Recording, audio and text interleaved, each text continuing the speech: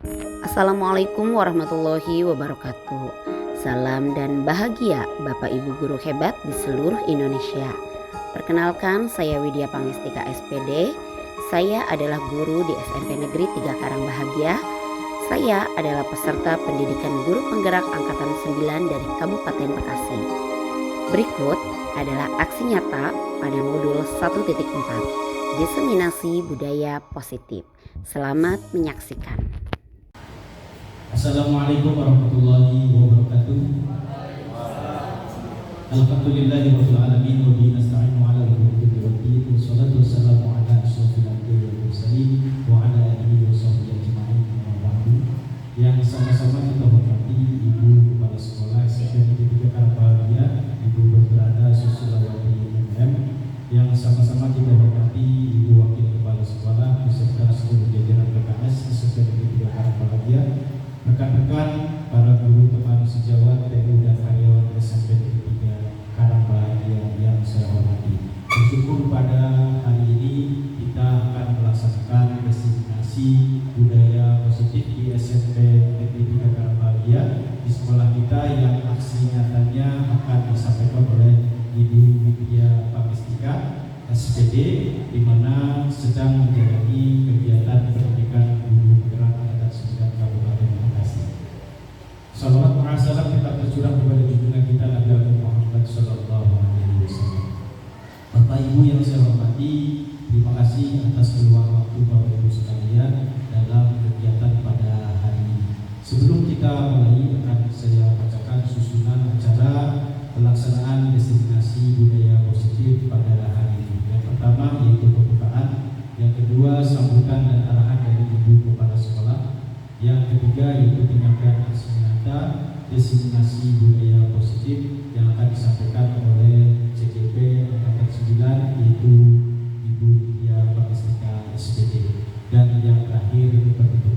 Baik Bapak Ibu sekalian, sebelum kita melangkah acara selanjutnya, mari sama-sama kita buka acara ini dengan membaca basmalah. Bismillahirrahmanirrahim.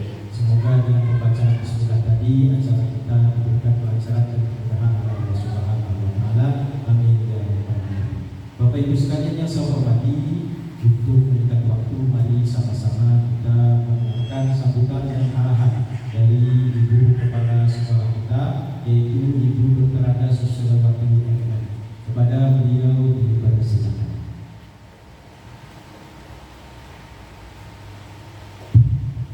Terima kasih Pak Sarif selaku MC dari kegiatan ini. Assalamualaikum warahmatullahi wabarakatuh.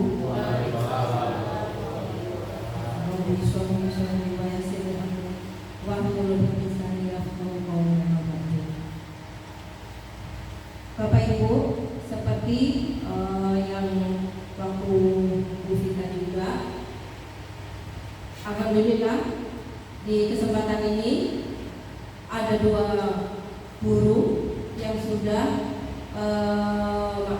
yang sedang melakukan pendidikan guru penggerak. Sebelumnya adalah Pak Sarif yang sudah melakukan pendidikan guru penggerak angkatan ke-7, kemudian disusul oleh Pak Catur, dan sekarang 2 orang guru yang sudah melakukan diseminasi, yaitu guru kita. Kemudian sekarang ini adalah Bu Widya Pangestika. Bapak Ibu, seringkali Ibu ungkapkan seperti yang sudah bahwasanya guru penggerak merupakan salah satu wadah pengembangan diri bagi guru. Untuk apa? Untuk selalu mengikuti perkembangan dunia pendidikan agar kompetensi seorang guru itu bisa berkembang. Dan seiring dengan zaman yang sudah berkembang saat ini. Baik Bapak Ibu, saya ucapkan terima kasih kepada Wakil Kepala Sekolah, Bapak Ibu guru maupun staf TU yang sudah hadir menyempatkan untuk mendengarkan diseminasi nanti yang akan dipaparkan oleh Bu Widya Pangestika. Selaku Kepala Sekolah, Ibu selalu mendukung kegiatan guru dalam hal pengembangan diri, salah satunya yaitu sebagai calon guru penggerak angkatan ke-9. ke-9 yang pada hari ini berkumpul bersama-sama akan melakukan disiminasi budaya positif di SMPN 3 Karangbahagia. Bapak Ibu, budaya positif ini mudah-mudahan bisa dicontoh maupun diterapkan oleh Bapak Ibu guru yang lain. Karena kegiatan ini itu ada prosesnya, mulai dari bagaimana guru penggerak itu membuat kesepakatan kelas, kemudian menentukan tema apa yang akan dipraktekkan untuk berbuat baik, sampai nantinya mengerucut menjadi habit yang bisa dilakukan dan diterapkan di SMPN 3 Karangbahagia, baik diterapkan oleh guru selaku rekan, kemudian staf TU, kemudian tak lupa tujuannya yaitu untuk kebaikan peserta didik di SMPN 3 Karangbahagia. Bapak Ibu, mungkin tidak banyak yang Ibu sampaikan, mengingat desiminasi ini penting untuk didengarkan. Ibu akhiri, wassalamualaikum warahmatullahi wabarakatuh.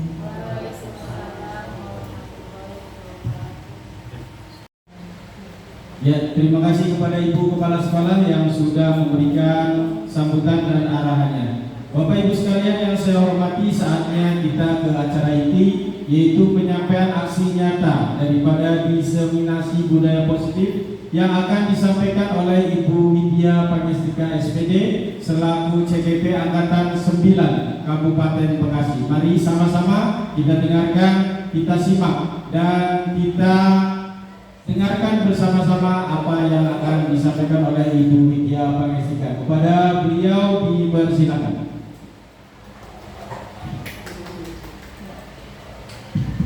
Oke, bismillahirrahmanirrahim. Assalamualaikum warahmatullahi wabarakatuh. Waalaikumsalam warahmatullahi wabarakatuh.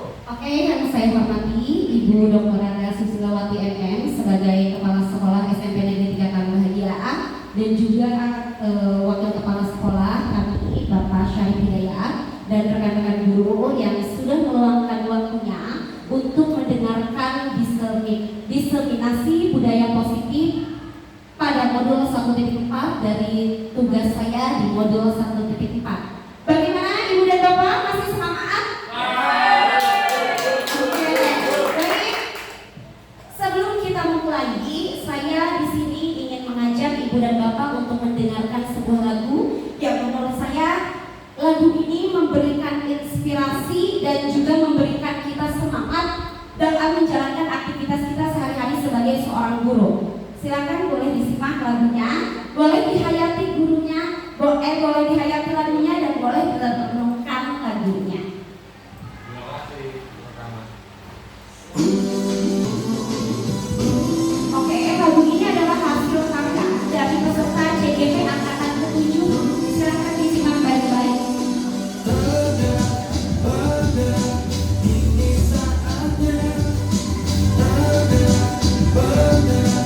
Ayo semua, bangga, bangga.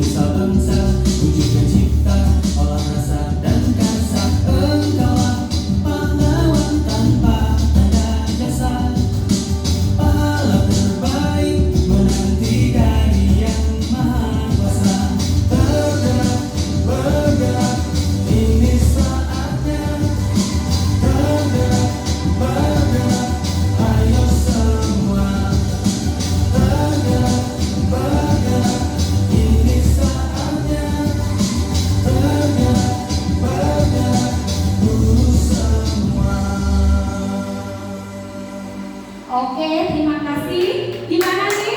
Bapak dan Ibu udah tercharge belum? Tersemangat belum?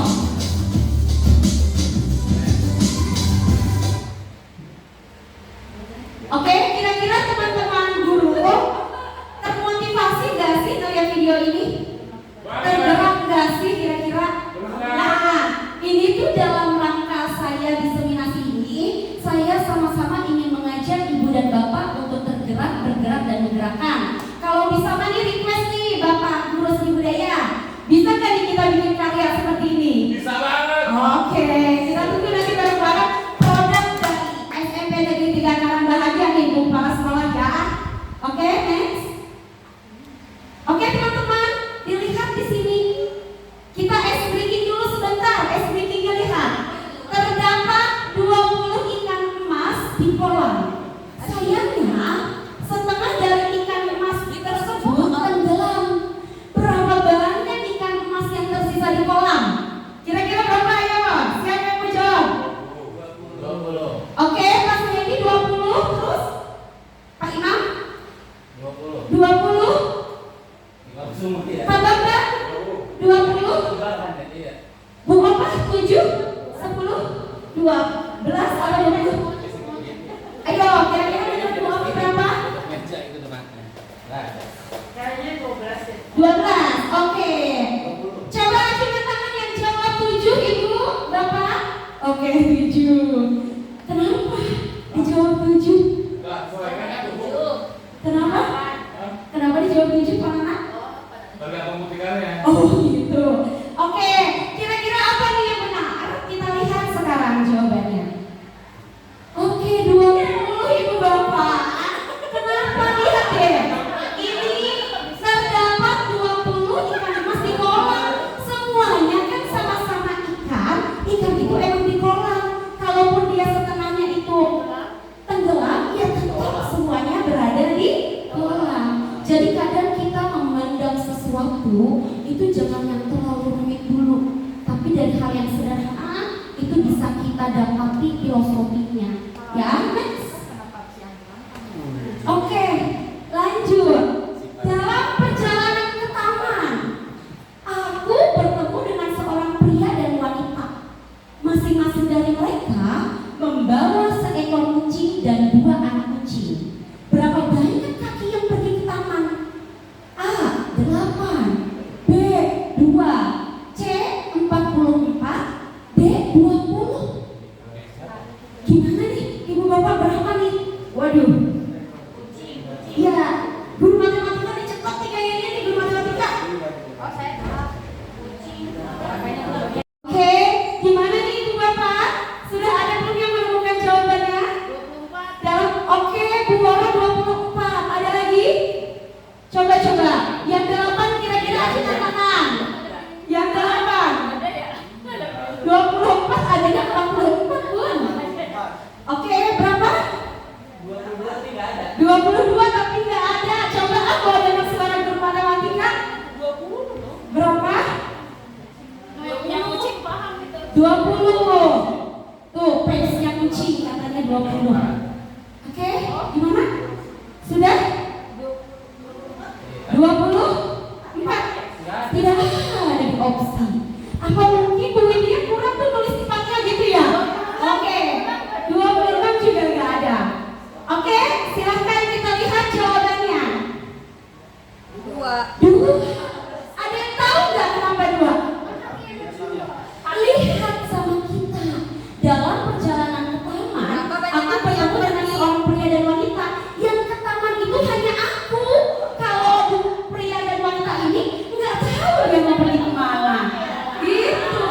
Nah, sama ibu bapak, ini pun memberikan kita filosofi bahwa kita itu jangan terlalu rumit untuk memandang sesuatu. Kayak tadi saya lihat ibu dan bapak ini tuh,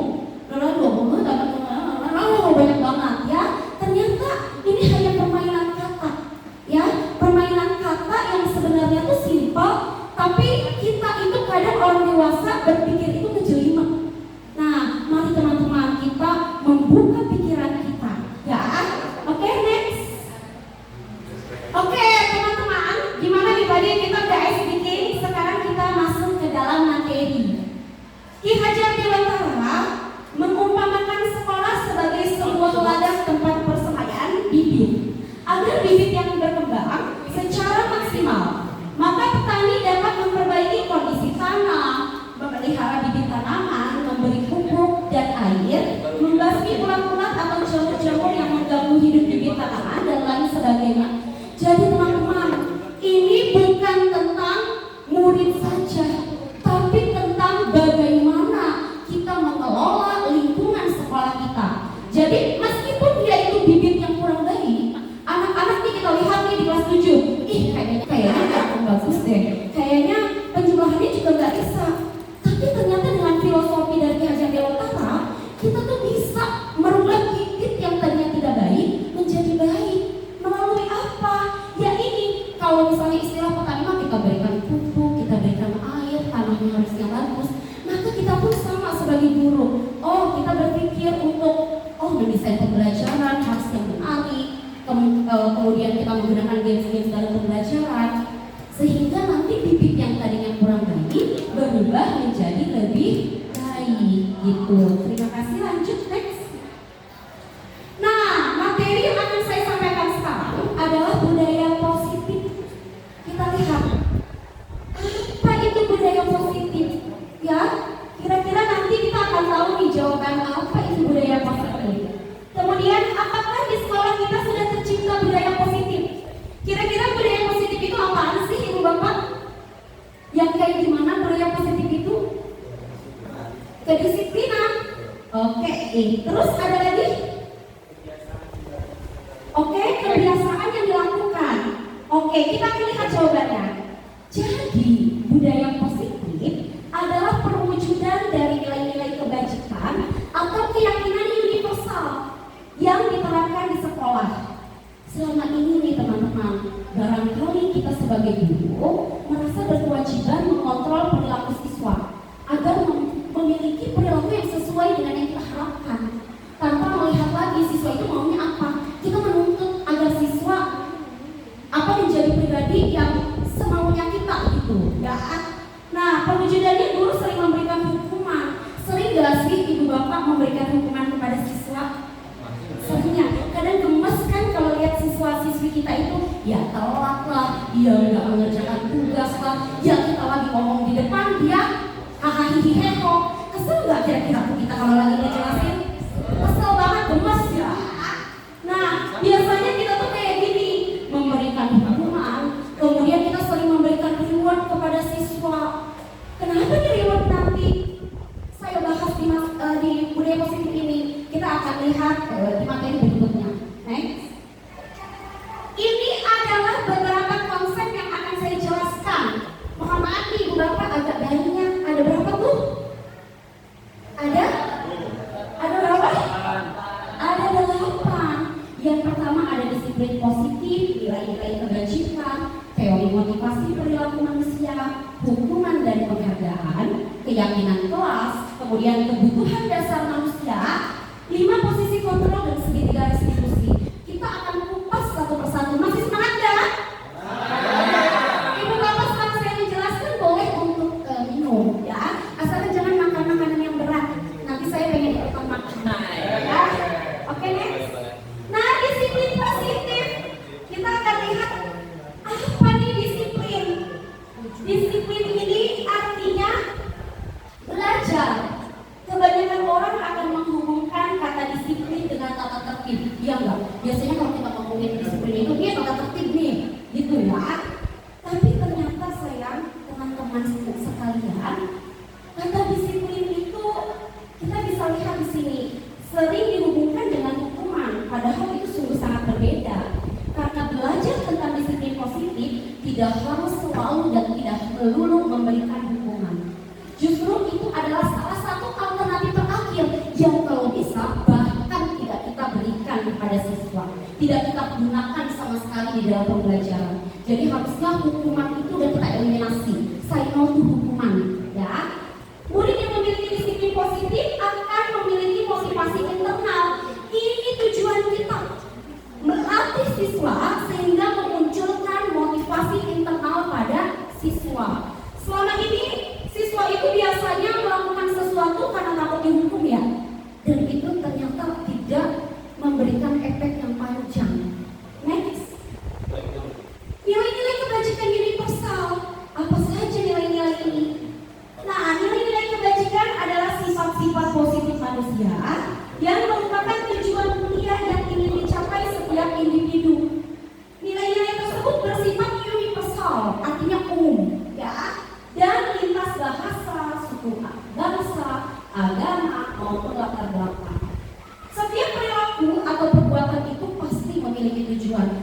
itu perilaku yang baik, entah itu perilaku yang kurang baik, kita harus yakin bahwa semua itu punya tujuan. Bisa jadi teman-teman, siswa kita yang memiliki perilaku yang kurang baik, sebenarnya dia ada tujuan tertentu. Mungkin mencari perhatian kita karena tidak mendapatkan perhatian di rumah, itu bisa saja terjadi, ya. Jadi intinya kita harus memahami bahwa perilaku mau sebaik apapun dan seburuk apapun pasti memiliki tujuan. Dengan mengaitkan nilai-nilai kebajikan yang diyakini, maka motivasi intrinsiknya akan terbangun. Kita dalam rangka membangun motivasi intrinsik siswa, sehingga bisa menggerakkan motivasi dari dalam untuk dapat mencapai tujuan mulia yang diinginkan. Jadi teman-teman, kita sama-sama berusaha yuk untuk membangun motivasi intrinsik dari siswa kita. Ya, next. Oke, contoh-contoh nilai kebajikan. Nih kita kenal dengan profil pelajar Pancasila yang sedang kita gadang-gadangkan di kurikulum Merdeka. Apa saja? Kalau kita ada lagunya ya Ibu Bapak ya? Bisa lagunya? Foto aja Pancasila beriman dan bertakwa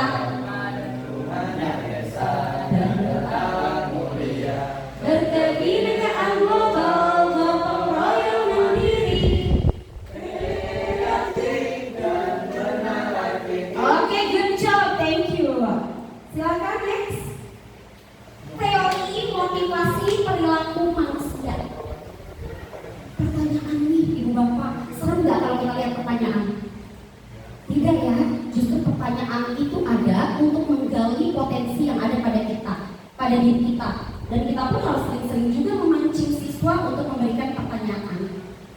Sebagai seorang guru, saat Anda hadir mengajar di kelas tepat waktu, kira-kira motivasi apa yang melandasi tindakan Anda? Kita lihat di sini.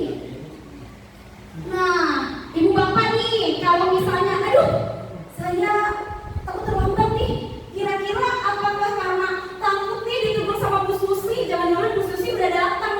Terus nanti saya ditegur misalkan, Bu Riri, kenapa telat? Ibu aja sudah datang dari jam 15. Emang Bu Riri rumahnya jauh banget? Bu Riri harus tahu kita itu masuk jam 7, ya. Nah, apakah karena Bu Riri ini datang pagi, takut ditegur sama Ibu Kepsek, dan kemudian nanti sama Ibu Kepsek diberikan SP, surat peringatan? Kira-kira kita datang pagi karena itu nggak sih? Tidak, Bu. Oh, ada yang iya. Tidak apa-apa, ya, manusiawi. Lanjut, yang keduanya mendapatkan pujian dan penghargaan. Besok datang pagi. Kalau hari Senin, Bu Susi jam 6 pasti sudah standby di sekolah. Saya nggak boleh kalah nih dari Bu Susi. Nanti biar Bu Susi lihat, wah, Bu Aisyah, alhamdulillah banget udah datang duluan daripada Ibu ya. Nah, apakah kita juga datang pagi untuk mendapatkan pujian dari kepala sekolah? Big no? Oke, alhamdulillah nih Ibu.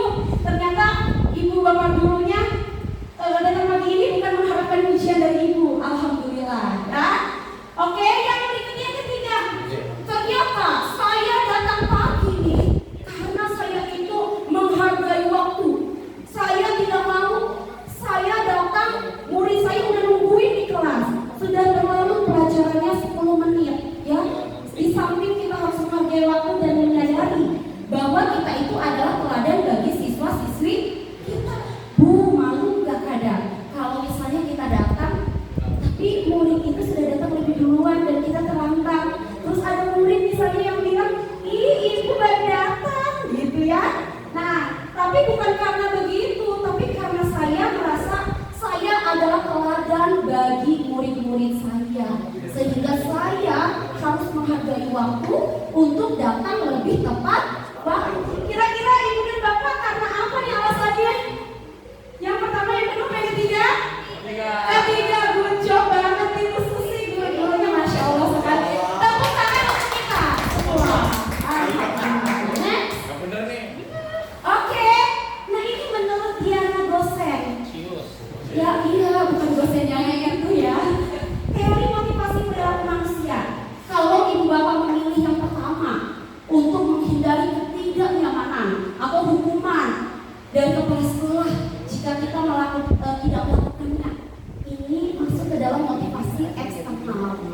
Kemudian yang kedua, mendapatkan imbalan atau reward. Ini juga motivasi eksternal. Yang ketiga, untuk menghargai diri sendiri. Saya akan menjadi orang yang seperti apa bila saya melakukannya. Inilah yang akan kita gali, baik untuk diri kita sendiri maupun untuk siswa kita. Kita harus terus melatih motivasi internal agar bisa muncul. Karena apa? Motivasi eksternal itu udah bukan lagi zamannya. Motivasi eksternal itu hanya akan bertahan saat itu saja. Ya, jadi tidak ajak, tidak konsisten dan tidak berlaku selamanya. Next. Hukuman, konsekuensi dan restitusi. Apa bedanya hukuman, konsekuensi, apa itu restitusi? Kita akan lihat berikutnya. Hukuman ini biasanya negatif, sedangkan konsekuensi itu netral dan restitusi itu positif. Hukuman itu yang kayak gimana nih? Nanti itu kalau dihukum itu kita harus tahu, ibu bapak, ternyata kalau kita berikan hukuman itu murid atau anak ini akan merasa tersakiti hatinya. Apalagi kalau kita memberikan kata-kata yang dari A sampai Z, ya, dia nggak akan mengerti lagi kita ngomong apa. Kemudian tidak nyaman untuk murid, anak tidak berlaku untuk jangka panjang. Konsekuensi itu kayak gimana nih? Murid atau anak ini dibuat tidak nyaman. Tapi lihat di sini, kita bisa memerlukan monitoring dan supervisi terus-menerus dari guru. Jadi setidaknya ini lebih baik daripada hukuman. Dan yang ketiga adalah restitusi. Inilah yang akan kita fokuskan nanti, restitusi. Nah, next. Oke, lihat nih teman-teman di sini. Kira-kira nih, kita pernah nggak ngasih seperti ini? Mencatat 100 kali di dalam buku kalimat. Saya tidak akan terlambat lagi. Misal ibu, ada anak yang terlambat pas upacara, terus dihukum sama kita ya. Tulis 100 kali. Saya tidak akan terlambat lagi. Pernah nggak? Enggak. Alhamdulillah. Kira-kira teman-teman, ini tuh hukuman atau konsekuensi? Hukuman. Sepakat hukuman atau konsekuensi? Kira-kira, wah daerah ini hukuman, daerah ini gimana? Hukuman. Oke, kita akan lihat. Oke, good ya, ini adalah hukuman. Kemudian lari mengelilingi lapangan basket 2 kali. Karena terlambat tadi di sekolah lari ada 2 kali. Ibu pokoknya kamu lari 2 kali baru lulus kelas. Kira-kira hukuman atau konsekuensi? Hukuman apa mana? Oke, yang lain gimana nih? Hukuman, coba kita lihat. Oke, good ya, hebat-hebat guru SMP akan bahagia mah. Lanjut, murid diminta untuk push up 15 kali karena tidak menggunakan masker ke sekolah. Hukuman atau konsekuensi? Hukuman push up kamu 15 kali gak pakai masker. Ayo, kita lihat. Hukuman, anak-anak tidak apa-apa. Salah ibu, biasa ya, tidak apa-apa. Lanjut, menggantikan kertas tugas temannya. Kalau dicoret-coret nih, anak-anak, coba, kadang suka begini ya, dia lagi nyoret-nyoret bukunya, terus kita akan meminta kamu gantikan kertas teman kamu yang sudah dicoret-coret. Jadi itu sebenarnya hukuman atau konsekuensi? Kita akan lihat. Konsekuensi, tepuk tangan dong untuk kita semua, bisa banget. Lanjut, membersihkan tumpahan air di meja tulis karena tersenggol pada saat belajar. Konsekuensi, coba kita lihat. Ya ampun, hebat-hebat guru SMP Jalan Bahagia. Sudah bisa membedakan hukuman dan konsekuensi. Good job. Oke, lihat. Ada kata ini dihukum oleh penghargaan. Kira-kira coba sebelum saya ke slide berikutnya, saya ingin mendengarkan suara merdu ibu dan bapak. Dihukum oleh penghargaan, kira-kira di bayangan ibu bapak kayak gimana nih? Ada yang mau berpendapat? Dihukum oleh penghargaan. Tidak apa-apa ibu bapak, kita mulai melatih diri kita untuk berbicara saja. Mau salah mau benar, kita kan suka bilang gitu nggak ke siswa? Ayo, yang penting kamu mau berbicara, benar nggak? Nah, coba akan saya praktikkan di diskusi kita kali ini. Siapa yang ingin memberikan komentar? Kira-kira dihukum oleh penghargaan. Kok kita dihukum oleh penghargaan? Nah, ini apa nih maksudnya?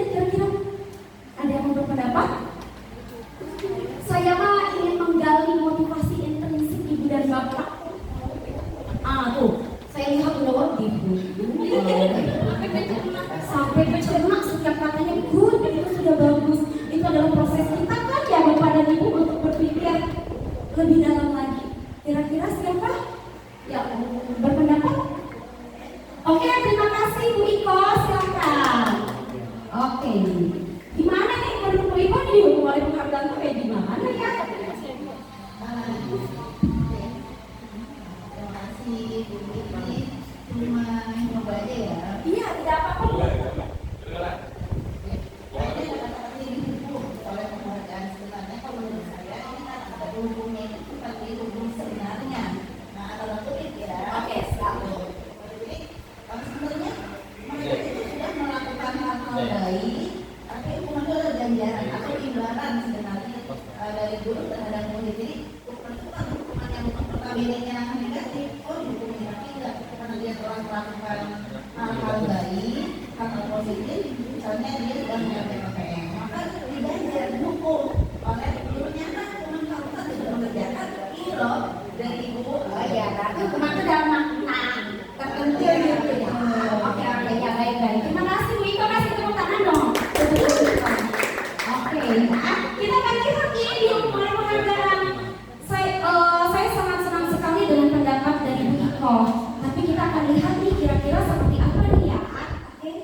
Nah, jadi ada kalimat ini di sini. Penghargaan tidak efektif. Kenapa penghargaan itu tidak efektif? Karena penghargaan itu biasanya dilakukan dan itu akan menjadi di diri siswa ini, oh kalau saya melakukan ini maka saya dapat penghargaan. Jadi dia bertindak karena berharap mendapatkan penghargaan. Kemudian yang kedua, jika saya mengharapkan dia, jadi betul kata ibu kepala sekolah pamrih, ya. Jadi kerjain sesuatu pengen dikasih upah ibaratnya, yaitu berupa penghargaan. Lanjut yang kedua, jika saya mengharapkan suatu penghargaan dan tidak mendapatkannya, maka saya akan kecewa dan berkecil hati, serta kemungkinan lain kali saya tidak akan berusaha sekeras sebelumnya. Jadi teman-teman, bisa jadi saat pembelajaran di kelas nih, yang maju itu lagi aja anaknya, yang dapat reward anak itu lagi aja. Jadi anak yang satunya lagi yang tidak pernah mendapatkan reward, dia akan bilang, paling segitu lagi yang dapat, paling segitu lagi yang dapat. Jadi akan memunculkan sikap yang kecewa lah kepada siswa yang lainnya. Kemudian yang ketiga, jika kita memberikan seseorang suatu penghargaan untuk melakukan sesuatu, maka kita harus terus-menerus memberikan penghargaan itu. Pernah nggak nih ibu bapak mengajar? Terus siapa yang mau? Nanti kalau yang mau ibu kasih gantungan misalkan. Besok-besok bukan, kalau kita tidak bawa gantungan, tanya, Bapak, Ibu, kalau saya maju saya dikasih gantungan enggak? Gitu. Atau ditanya, saya dapat apa kalau maju? Jadi ternyata penghargaan ini di zaman now itu tidak efektif lagi ya. Mungkin bisa kita memberikannya, tapi tentunya ada upgradean yang lainnya juga. Jadi tidak perlu tentang penghargaan memberikan reward seperti itu. Next, penghargaan merusak hubungan. Wah, serem banget nih merusak hubungan nih. Kenapa? Ketika seorang diberi penghargaan atau dipuji di depan orang banyak, misalnya ini pernah nggak kita tuh kepikiran atau bahkan kita sendiri pernah, si Bu Media mah dipuji dulu sama Bu Susi. Saya mah perasaan melakukan ini nggak pernah tuh dipuji sama Bu Susi. Ya, mungkin kita pernah merasa seperti itu. Atau siswa, segitu lagi yang dipuji. Padahal nggak tahu aja Bu Media kalau jadi belakang saya begini, ya. Nah, ternyata merusak hubungan. Jadi si orang yang B itu kurang senang lagi sama si A yang dipuji-puji dulu tuh, ya. Kemudian yang kedua, jika seorang guru sering memberikan penghargaan kepada muridnya, besar kemungkinan murid-muridnya termotivasi hanya untuk menyenangkan gurunya. Mereka tidak akan bersikap jujur. Jadi gini, bisa jadi siswa itu dia cuma mau nyenangin kita, udah yang penting maju ke depan, Bu Widya udah senang. Nah seperti itu. Jadi motivasinya tidak berasal dari dalam diri dia. Penghargaan menciptakan persaingan di dalam kelas, dan persaingan ini menciptakan kecemasan. Hati-hati ibu bapak, bahkan rankingan. Boleh tidak sih kita memberikan ranking kepada siswa? Tidak, ya. Sudah di kurikulum Merdeka kita tidak boleh lagi mencantumkan ranking kepada siswa. Karena apa nih akan menimbulkan kecemasan. Jadi anak itu yang biasanya pintar, kemudian dia ada sakitnya,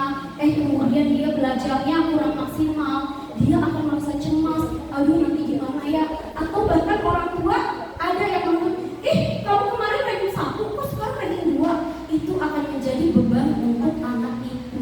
Dia akan cemas, mau ngambil rapot aja dia deg-degan. Pernah nggak kita menemui siswa yang tadinya biasanya ranking 1 terus turun ke ranking 3? Itu di perasaan siswa pasti cemas, takut nanti orang tuanya blablabla gitu ya. Nah ini ternyata penghargaan itu bisa merusak hubungan. Penghargaan menciptakan persaingan di dalam kelas, dan persaingan menciptakan kecemasan ya, sudah tadi. Mereka yang percaya bahwa mereka tidak memiliki kesempatan untuk mendapatkan penghargaan akan berhenti mencoba. Jadi terbentuk di diri siswa yang tidak pernah mendapat penghargaan itu, udahlah pasti ini mas A lagi yang dapat, si A lagi yang dapat, saya mah nggak pernah dapat, udah biarin aja si A, udah pasti saya berusaha pun si A yang dapat. Nah ini merusak hubungan. Next, penghargaan menghukum. Serem banget ya, penghargaan yang kita bilang biasanya baik ternyata bermakna menghukum. Kenapa?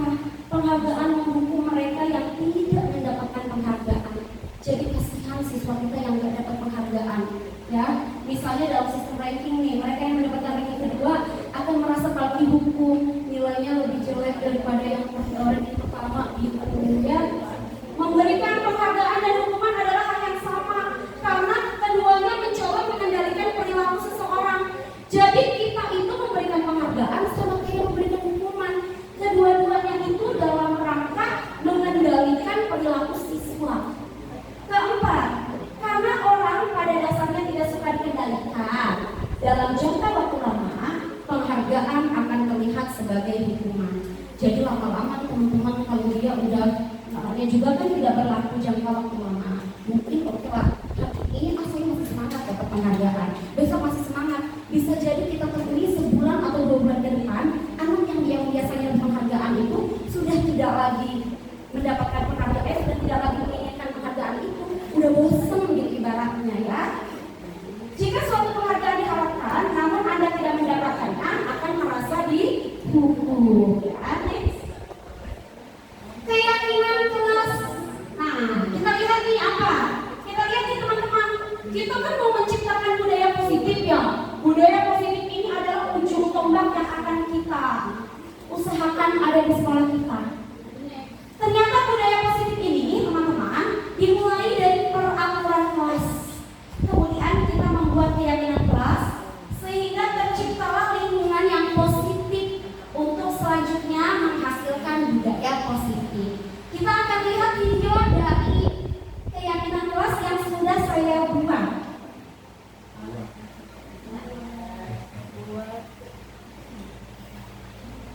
Warahmatullahi wabarakatuh.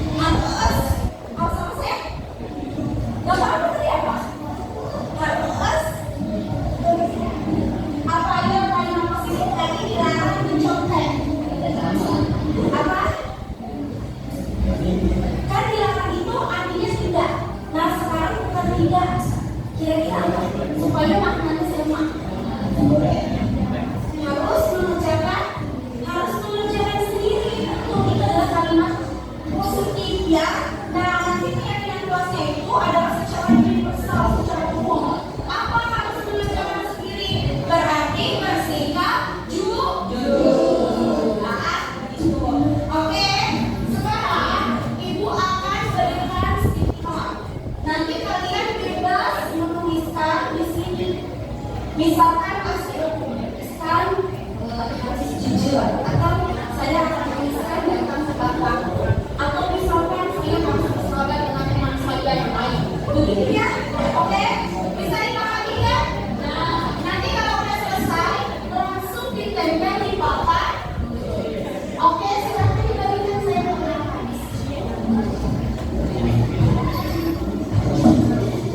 Nah, ini adalah salah satu tahapan dari membentuk keyakinan kelas. Jadi kita melakukan curah pendapat. Curah pendapat melalui sticky note yang saya lakukan. Jadi keyakinan kelas ini sangat penting itu Bapak untuk kita lakukan. Hati-hati cara menulisnya, yang ada yang bisa nempelnya berarti belakang. Saya jangan.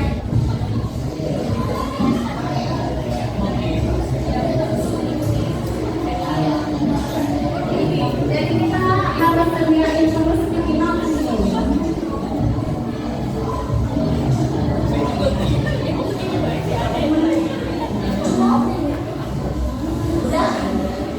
Oke, silakan dicatat. Ibu masih waktu. Silakan kalian catat, boleh peraturan bersama ya. Jadi siswa diminta untuk mencatat satu saja keyakinan kelas yang mereka ingat dan lainnya, yang mereka harapkan. Aturan kelasnya tentunya akan kita sepakati bersama dan akan kita ubah menjadi keyakinan kelas. Udah, ayo silakan. Siapa kadang di sini ya teman-teman, yang saya rasakan ini murid-murid juga dalam membuat keyakinan kelas ini mereka berpikir udah hampir setengah dengan mengerjakan soal matematika, karena dia benar-benar menggali apa yang ingin saya lakukan nantinya, karena ini yang akan mereka pegang selama mereka belajar di SMP Negeri Bahagia. Oke, jadi setelah ini nanti siswa akan diminta untuk menempelkan. Nah, teman-teman.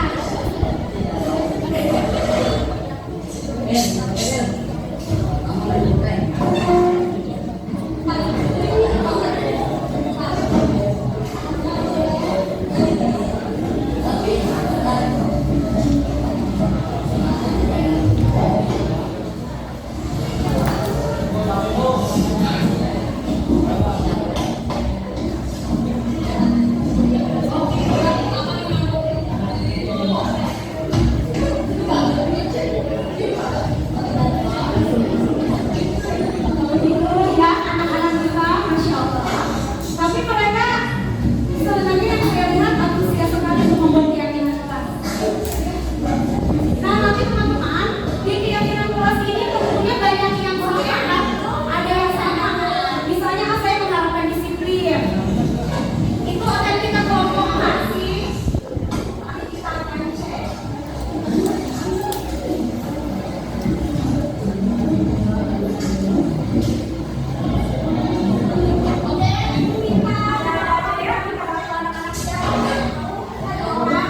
Kita akan mengelompokkan pasti di antara teman-teman kalian ini ada yang sama, iya nggak? Pasti ada yang sama kan? Ada yang sama, kita kumpulkan sampai 2.000. Ini adalah proses pemilihan keyakinan kelas yang sama. Jadi kita kelompokin dalam satu baris kalau saya.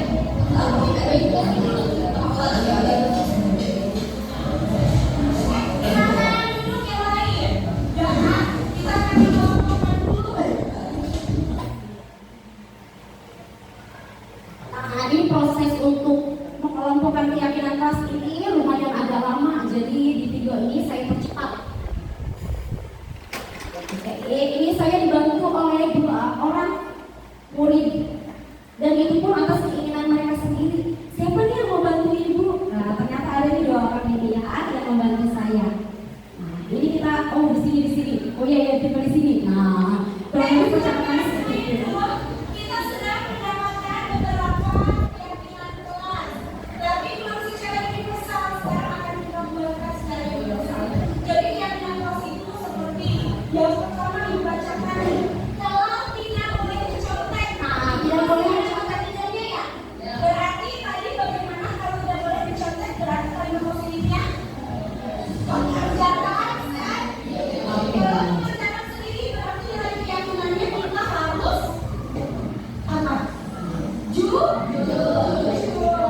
Jadi yang pertama, keyakinan kelas kita adalah jujur. Lanjut yang kedua, tidak mau mengobrol saat guru sedang menjelaskan. Dari mereka sendiri teman-teman ternyata katanya tidak boleh ngobrol kalau guru sedang menjelaskan. Sebenarnya mereka ini sadar, tapi belum berubah menjadi keyakinan.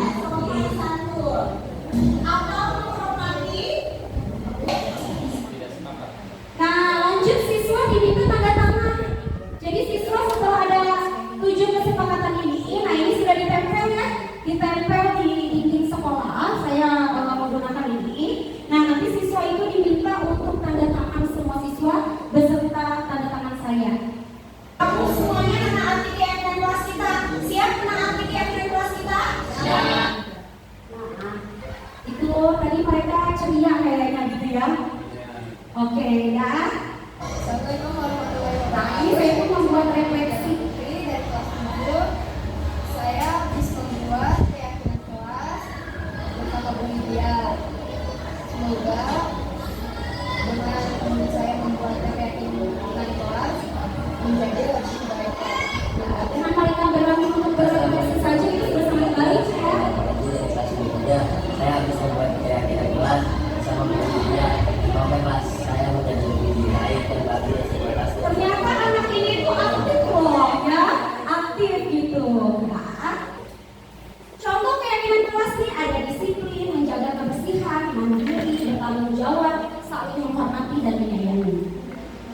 Kebutuhan dasar manusia nih, Ibu dan Bapak, ini adalah kebutuhan dasar yang harus kita penuhi untuk murid-murid kita. Apa saja kebutuhan dasar itu? Ini yang pertama adalah bertahan hidup. Kemudian ya jelas bertahan hidup itu adalah butuh untuk makan. Nah ini nih kasih sayang dan rasa diterima. Jadi kita harus menyayangi murid-murid kita. Serese apapun mereka, kita harus tanamkan di diri kita. Yuk, istilahnya yuk kita sayangi dia seperti kita menyayangi anak kita sendiri. Bukankah kita juga menginginkan anak kita diperlakukan dengan baik oleh guru-gurunya di sekolah? Ya, pengen kan? Jadi apa yang kita lakukan kepada siswa kita, itu akan pula dilakukan gurunya kepada anak kandung kita. Lanjut kebebasan, kesenangan, dan penguasaan. Next. Apa yang terjadi nih? Jika tadi kan ada berapa kebutuhan dasar ya Bapak Ibu? Ada 5. Gimana nih kalau ternyata ada salah satu atau beberapa kebutuhan dasar anak yang tidak terpenuhi? Coba Ibu dan Bapak, kira-kira kalau ada, kan tadi kebutuhan dasar. Dasar itu berarti fundamental. Kalau ternyata ada salah satu kebutuhan dasar anak yang tidak terpenuhi, apa yang terjadi pada saat itu? Ada yang tahu nggak kira-kira? Atau ada yang mengungkapkan pendapat? Kira-kira kenapa? Kira-kira apa yang akan terjadi? Kalau satu saja misalkan kasih sayang dan rasa dicintainya tidak dipenuhi, kira-kira apa yang akan terjadi? Ada yang mau berpendapat nggak kira-kira? Yo, Ibu dan Bapak, saya maunya dari dalam diri Bapak dan Ibu. Kira-kira ini anak saya nih, menurut saya tuh begini deh, kalau dia tidak terpenuhi satu aja. Kadang kita suka melihat kan tingkah laku anak itu yang bermacam-macam dari A sampai Z ya. Nah, kira-kira ada nggak sih hubungan dengan tidak terpenuhinya kebutuhan dasar? Ada ya? Bisa ya? Oke, kita akan cek.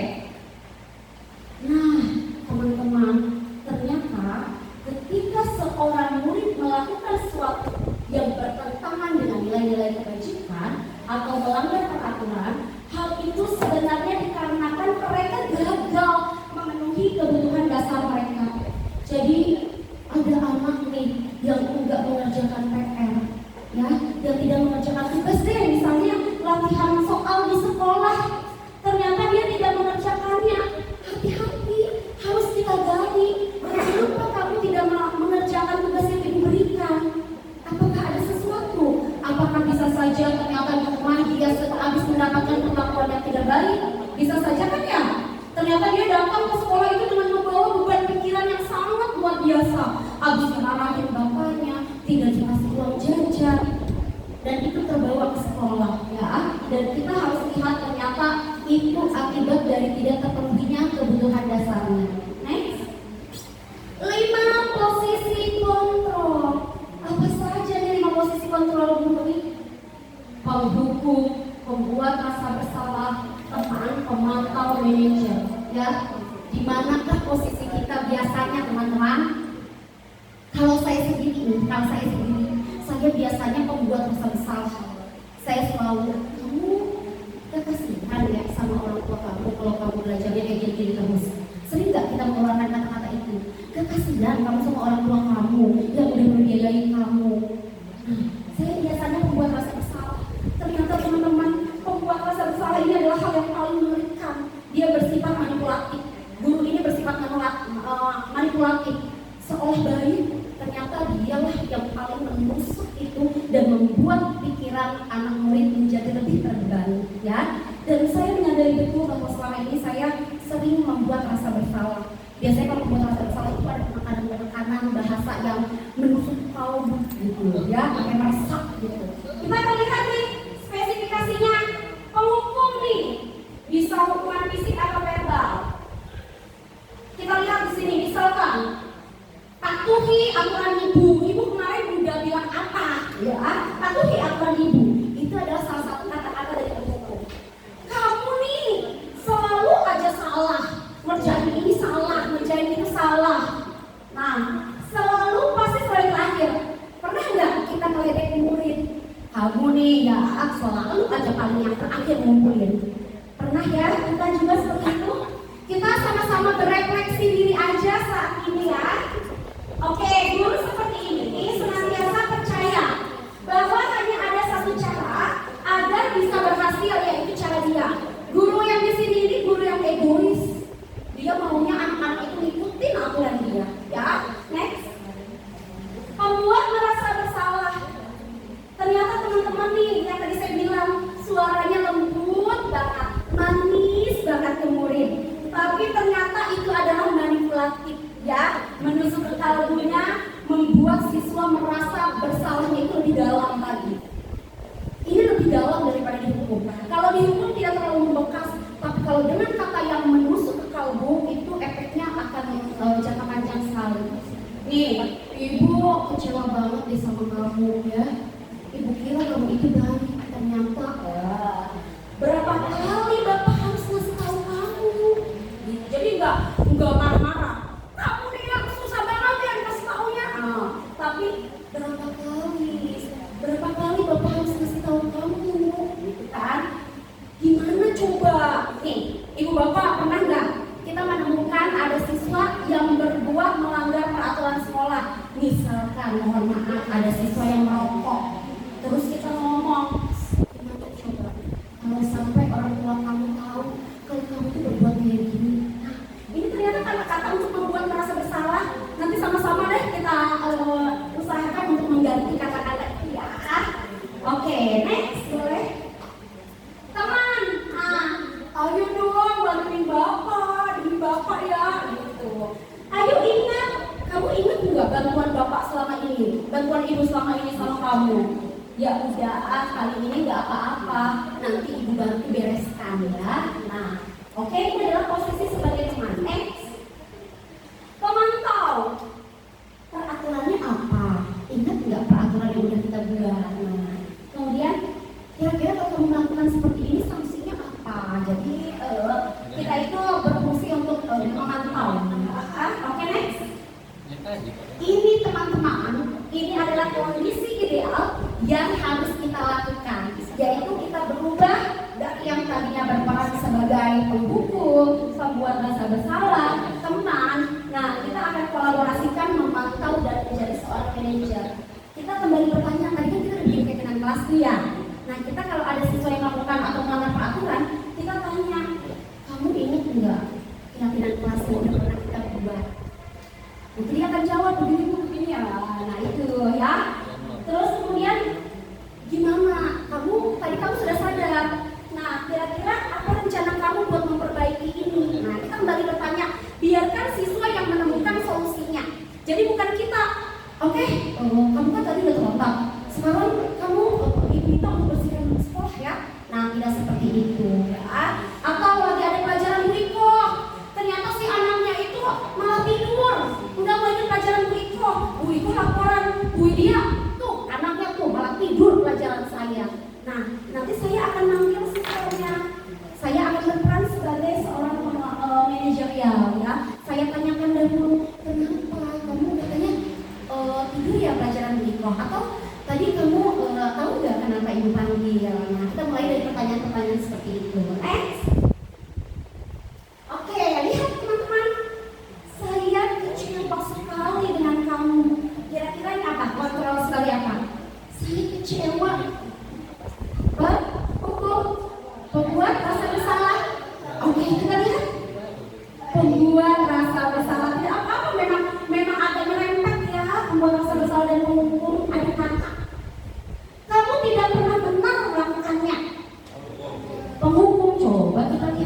Oke, good.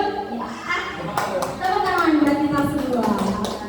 Ayolah, lakukan dengan ibu atau bapak. Apa? Kemana coba kita lihat? Waduh, ini barisan paling depan paham banget nih kayaknya nih. Betul, kemana aja? Apakah kamu mau mendapatkan stiker bintang hari ini? Manajer, coba kita lihat. Oh, maaf, pemantau. Gak apa-apa, pemantauan manajer memang ada kakak. Lanjut, bagaimana kamu bisa menyelesaikan masalah ini? Bagaimana kamu bisa menyelesaikan masalah ini? Manajer, coba, baru manajer coba. Iya betul, bos ini kasih tepuk tangan. Nah ini, kamu selalu yang paling terakhir. Penghukum pada anak, kita cek. Iya, kasih tepuk tangan buat anak-anak. Oke, next. Oke teman-teman, ini adalah segitiga restitusi tahapan terakhir dari diseminasi saya. Ternyata nggak cuma siswa aja, tapi guru juga ya, gitu ya. Segitiga restitusi. Restitusi adalah proses menciptakan kondisi bagi murid untuk memperbaiki kesalahan mereka, sehingga mereka bisa kembali pada kelompok mereka dengan karakter yang kuat. Jadi mereka itu kalau abis dipanggil guru itu bukan jadi takut mau masuk ke kelas jadi gak punya muka, bukan begitu ya. Tapi justru mereka akan kembali menjadi sosok yang jauh lebih baik lagi setelah dipanggil oleh kita. Restitusi bukan untuk menebus kesalahan. Restitusi adalah sebuah tawaran dan bukan paksaan. Restitusi fokus pada solusi dan dapat mengembalikan murid yang berbuat salah pada kelompoknya. Jadi dia tidak malu lagi untuk kembali kepada kelompoknya. Oke, next. Ada beberapa tahapan. Yang pertama adalah menstabilkan identitas. Contohnya kayak gini sayang, teman-teman. Berbuat salah itu tidak apa-apa, ya, atau tidak ada manusia yang sempurna. Ibu pun pernah melakukan kesalahan. Nah, terus kita bisa menyelesaikan ini. Kamu berhak merasa begitu. Biasanya nih kalau misalkan ada temennya, dia lagi ngerjain tugas, terus si A lagi ngerjain tugas, si B mau nyontek, diambil. Kesel nggak kira-kira si A? Kesel ya, nah tapi dia pun tidak boleh melakukan perbuatan yang kurang baik. Jadi kamu berhak merasa begitu, tapi bapak atau ibu tidak tertarik lagi. Jadi anak-anak, kita itu, ibu itu bukan mau mencari siapa yang salah, tapi kita harus mencari solusi dari masalah ini. Itu adalah masalah identitas. Next. Memvalidasi tindakan yang salah. Padahal kamu bisa ya melakukan yang lebih buruk lagi, tapi ibu bersyukur kamu melakukannya yang seperti ini. Gitu. Jadi ada penekanan di situ ya. Bersyukur dia tidak melakukan kata kita mah orang Sunda mah pas itunya kayak gitu. Kalau orang Sunda mah diinjak kayak cuma diinjak gitu ya. Lanjutkan ya ibu dan bapak. Kita lihat di sini. Kamu pasti punya alasan mengapa melakukan itu. Kamu patut bangga pada dirimu sendiri karena kamu telah melindungi sesuatu yang penting buat kamu. Menanyakan keyakinan. Tuh. Kemarin kita sudah membuat keyakinan kelas. Masih ingat udah keyakinan kelasnya seperti apa? Nah, kita akan tanyakan itu lagi. Oke, next. Kita akan cek salah satu praktik segitiga restitusi.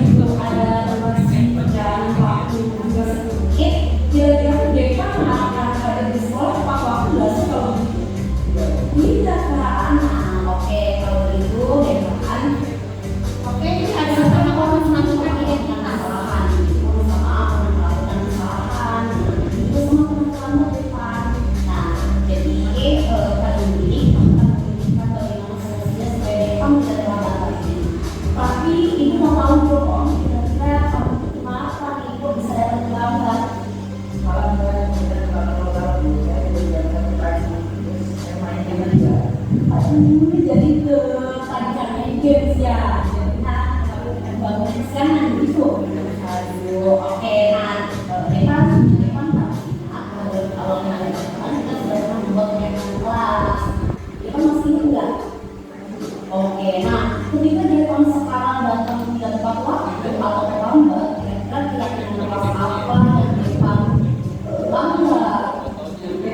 Nah iya, jadi Depan tadi sudah melanggar salah satu identitas kita, yaitu disiplin. Nah kira-kira langkah apa nih yang harus Depan lakukan supaya tidak terulang kembali kejadian sekarang solusi sampai kesembuhan ya kan? Saya berikan solusi gimana nih?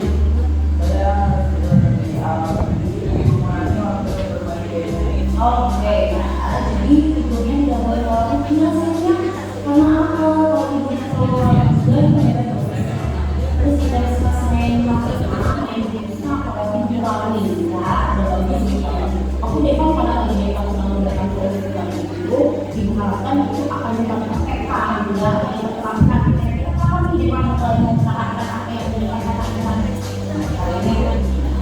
ini oke ya perubahan banyaknya dari perusahaan gitu memberikan solusi menuju Depan sendiri semoga Depan yang baik ya aku udah siap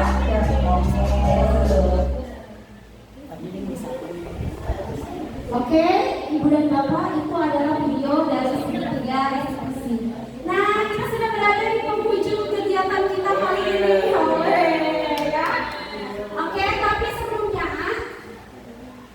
slide-nya, oke, kita akan lihat Ibu Bapak biasanya setelah kegiatan selesai sangat penting sekali untuk kami mendapatkan refleksi.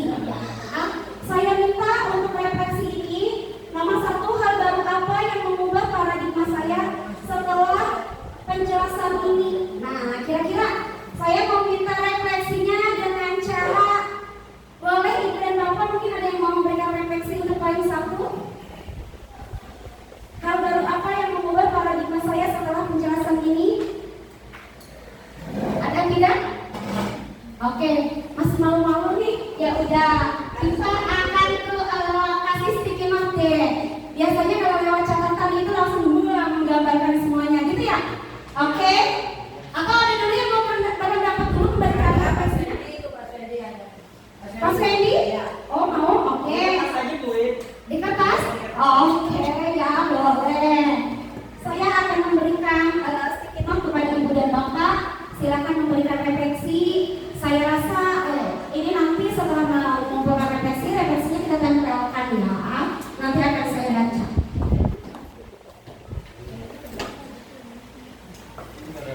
Ini lanjut. Maaf ya, berlewat dioper. Ini saya bantu.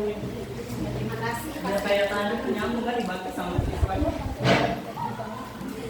Nah itu motivasi sudah dari dalam diri. Oke. Sudah anak baik. Silakan, hal baru apa yang mengubah paradigma saya setelah penjelasan ini? Paradigma pemikiran.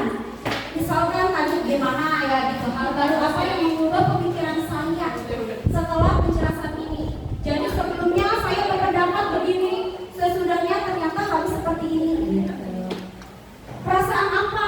Apakah bete banget Bu Widya, ngantuk, lapar, atau perasaannya sangat antusias?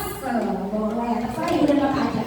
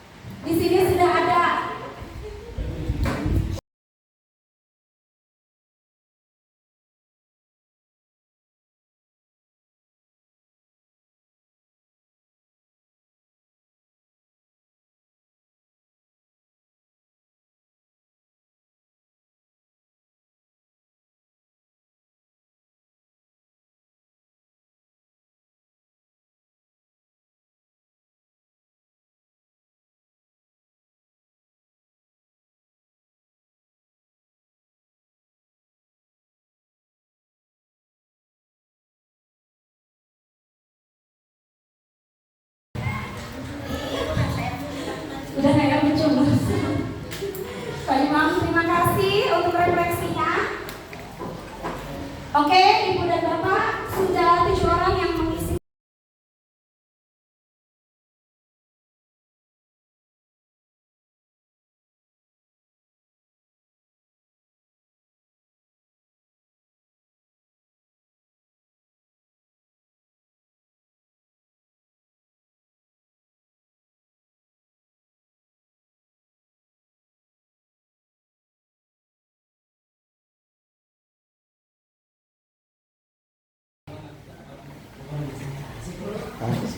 Oke ya, terima kasih untuk refleksinya Ibu dan Bapak. Saya baca sangat-sangat keren dan menginspirasi ya. Terima kasih Ibu dan Bapak.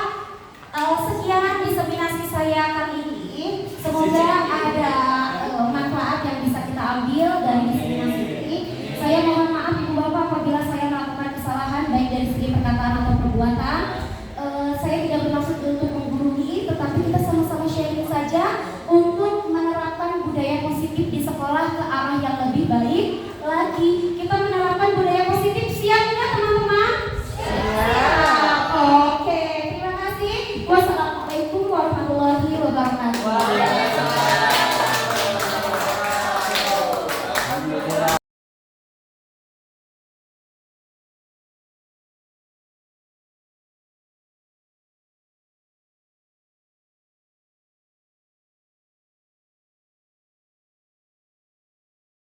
Assalamualaikum warahmatullahi wabarakatuh. Waalaikumsalam warahmatullahi wabarakatuh. Oke, apa kabar anak-anak Ibu?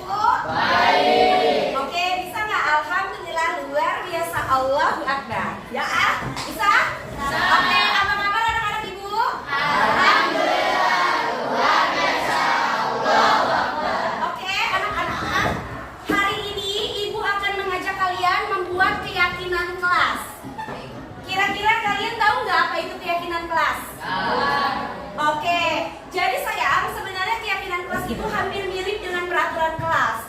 Tapi kalau peraturan kelas itu kan ada yang kata-katanya pakai kata negatif. Misalnya dilarang mencontek, begitu ya? Nah, kalau keyakinan kelas itu tidak boleh yang menggunakan kata negatif. Jadi harus positif. Berarti kalau dilarang mencontek, apa kalimat positifnya? Harus sama saya? Gak apa-apa tadi apa? Harus apa ayo kalimat positif lagi dilarang mencontek? Kerjasama. Apa? Kan dilarang itu artinya tidak. Nah sekarang bukan tidak. Kira-kira apa? Supaya maknanya sama. Nggak boleh. Harus mengerjakan sendiri. Betul, itu adalah kalimat positif ya. Nah nanti keyakinan kelasnya itu adalah secara universal, secara umum. Apa harus mengerjakan sendiri? Berarti bersikap jujur. Nah begitu. Oke, sekarang Ibu akan berikan sticky note. Nanti kalian bebas menuliskan di sini. Misalkan saya mau menuliskan harus jujur, atau saya akan menuliskan datang tepat waktu, atau misalkan saya harus bersahabat dengan teman saya yang lain. Begitu ya? Oke? Bisa dipahami nggak? Bisa. Nanti kalau udah selesai langsung ditempel di papan. Oke, silakan dibagikan saya ke belakang.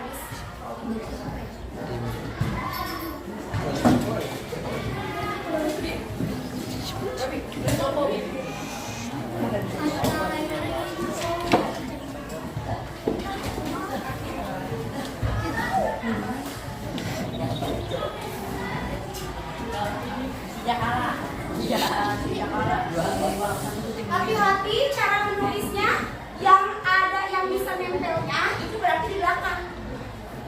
Bisa berapa lagi? Oke.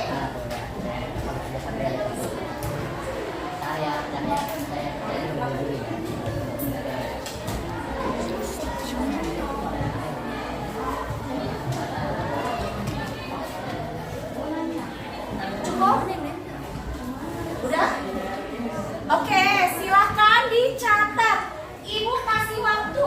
Silakan kalian catat, boleh peraturan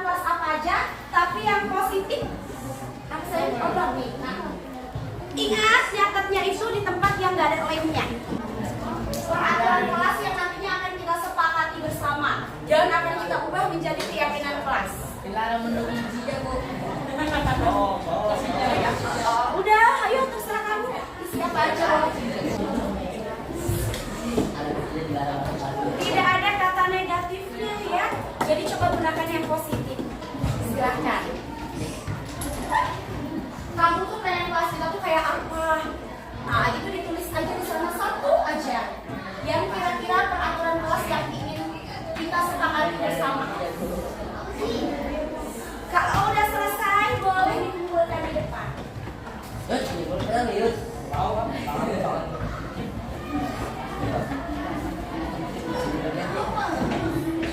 Oke, kalau udah selesai, boleh dikumpulkan di depan.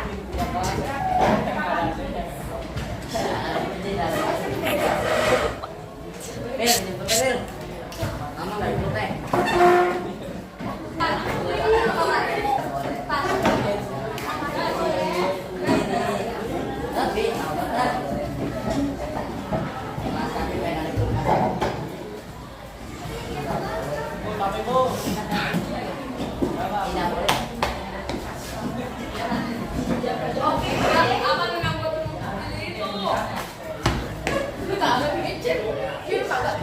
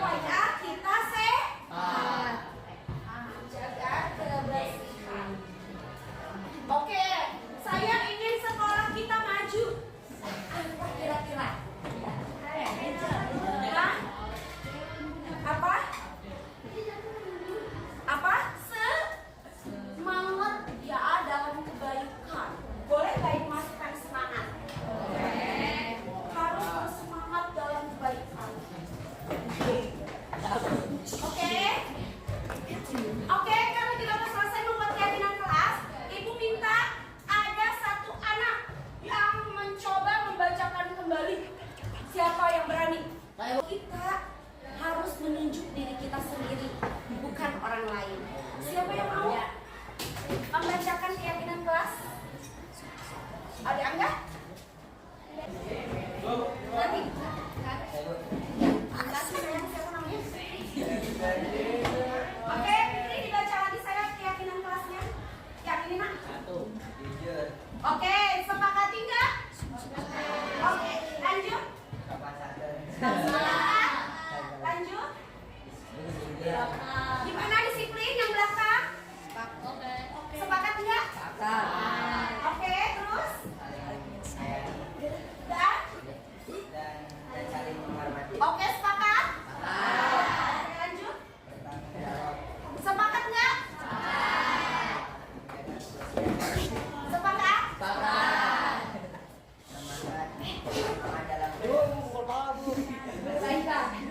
Sepakat dalam kebaikan, sepakat? Kalau sudah sepakat, Ibu harapkan ke depannya semua menyepakati keyakinan kelas ini. Gimana Ibu ulangi lagi, sepakat nggak dengan keyakinan kelas yang ini? Sepakat. Kalau kita sudah sepakat, maka Ibu minta satu persatu dari barisan paling depan ke Ibu untuk menandatangani kesepakatan kelas kita. Ya kan? Oke?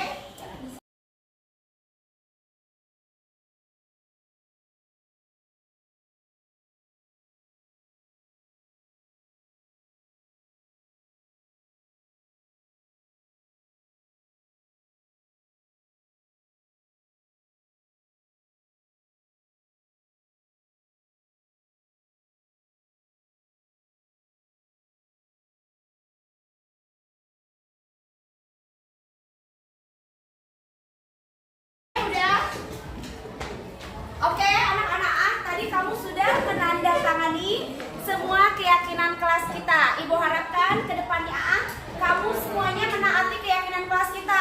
Siap menaati keyakinan kelas kita? Siap. Sekian dari Ibu, terima kasih. Wassalamualaikum warahmatullahi wabarakatuh.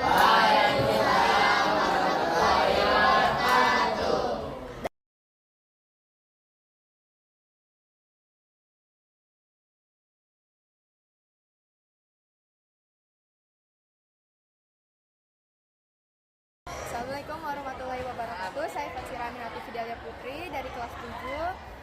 Saya habis membuat keyakinan kelas bersama Bu Widya. Semoga dengan saya membuatnya keyakinan kelas menjadi lebih baik lagi pribadi saya. Assalamualaikum warahmatullahi wabarakatuh. Nama saya Reza Alfariji dari kelas 3. Saya habis membuat keyakinan kelas bersama Bu Widya.